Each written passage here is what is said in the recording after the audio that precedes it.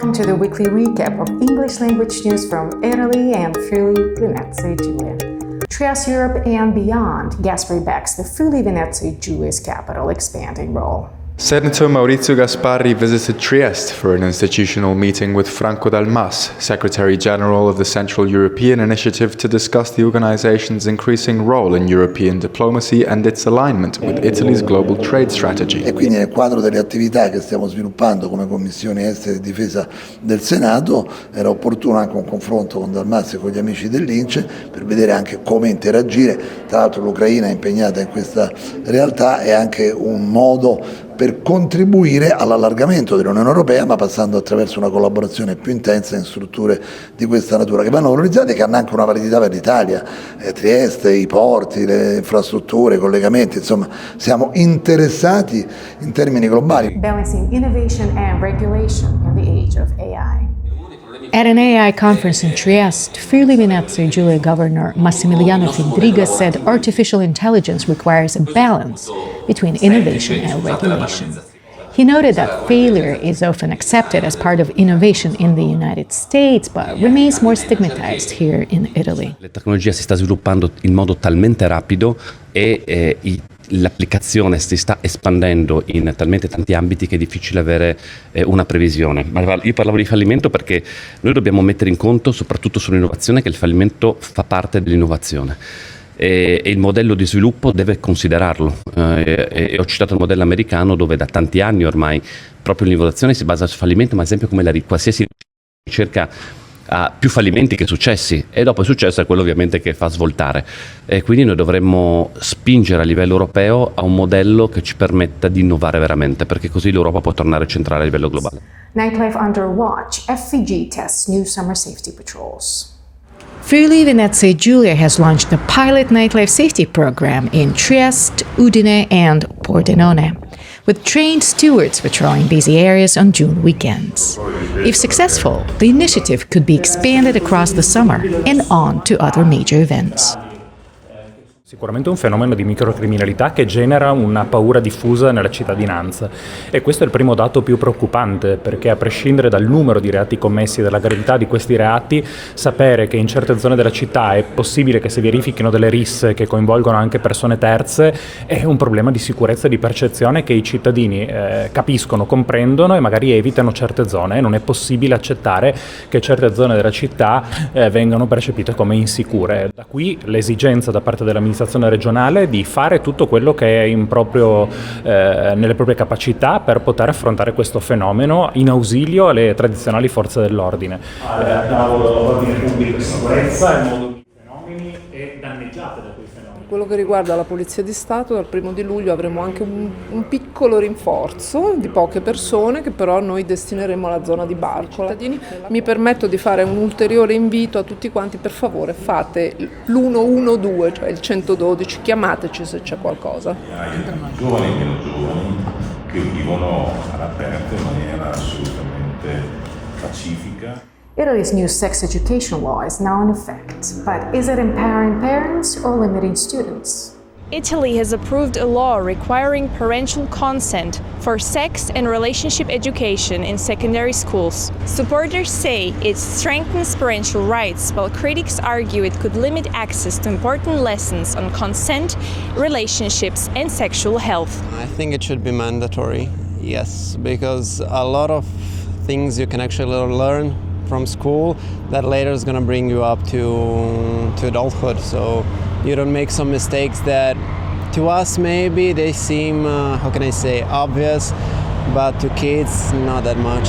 Exams, nerves and lasting memories as Maturità begins. More than 527,000 students across Italy, including thousands here in Friuli Venezia Giulia, are sitting the Maturità exam this week. The state graduation exam began with a written Italian test, followed by a subject-specific exam with an oral examination. What's your Maturità experience like? Do you maybe have advice for students taking it this week? Well, my maturity experience was quite strange, because I had my maturity during the COVID years. So it was just an oral exams.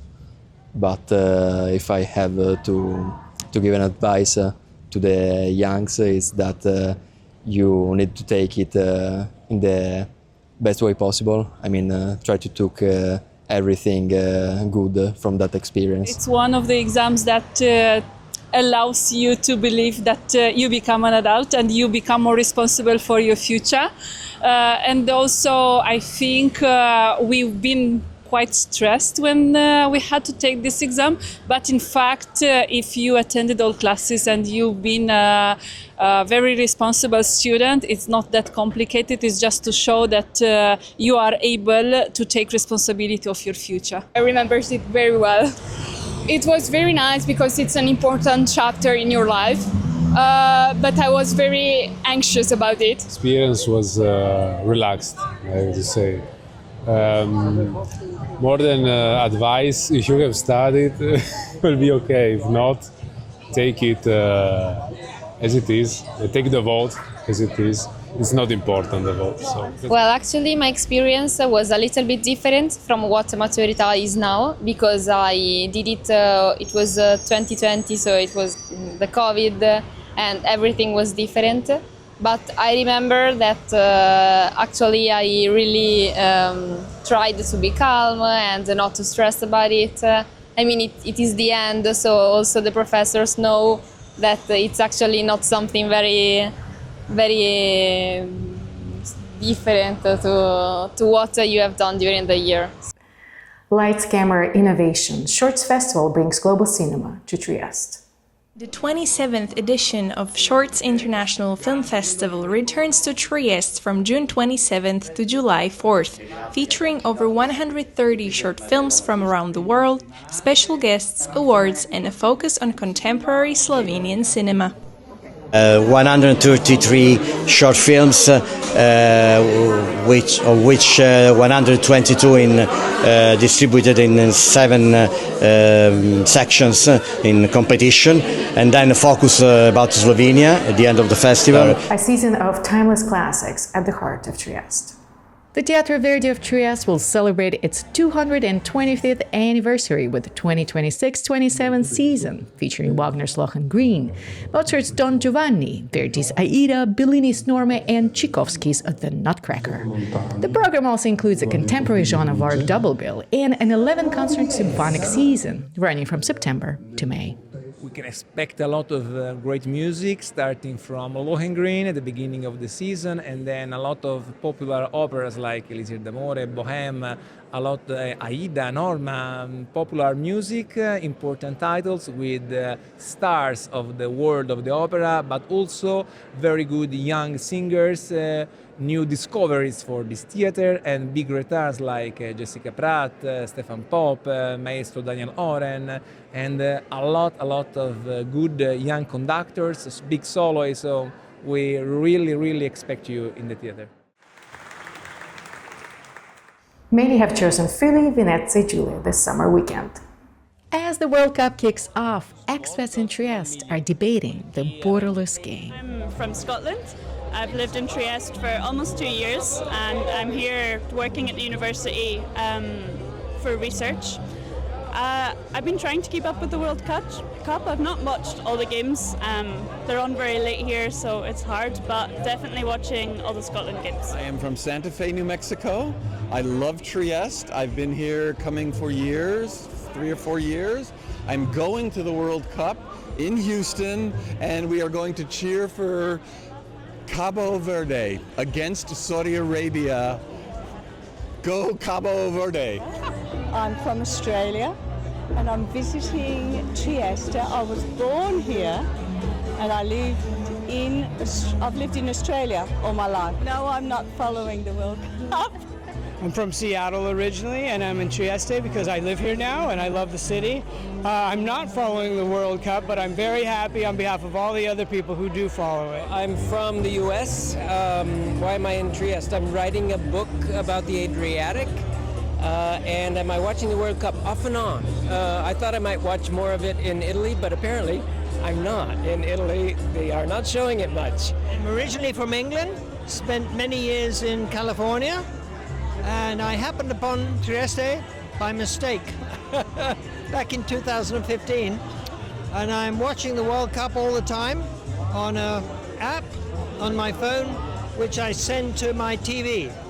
And I come from Croatia. I live in Italy since 2023, and of course I watch football. You see? I'm from a village in Molise, and I moved to Trieste from Rome 6 years ago, more or less. Yeah, actually a bit disappointed, not upset, but I was thinking about that. For example, my 15-year-old kid has never seen the Italian national team playing in a World Cup. Thank you for watching in Trieste Web TV. We speak your language.